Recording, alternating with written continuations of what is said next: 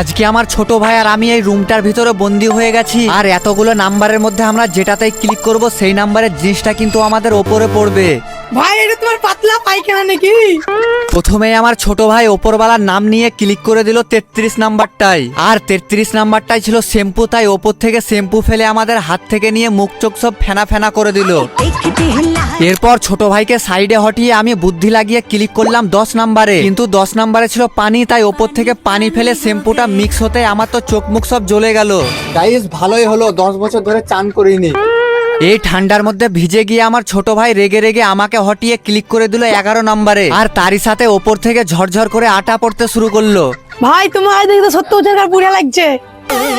এর কথা শুনে আমি ওপরওয়ালার কাছে অনেক কান্নাকাটি করে ক্লিক করে দিলাম 7 নাম্বারটায়, কিন্তু কে যেন আমার কথার মধ্যে নজর লাগিয়ে দিয়েছিল, তাই ওপর থেকে পড়তে শুরু করলো ময়দা ঘোলা। আর এই জিনিসটাকে দেখে আমার ছোট ভাই তো অন্য কিছুই ভাবছিল। ভাই এটা তোমার পাতলা পায়খানা নাকি?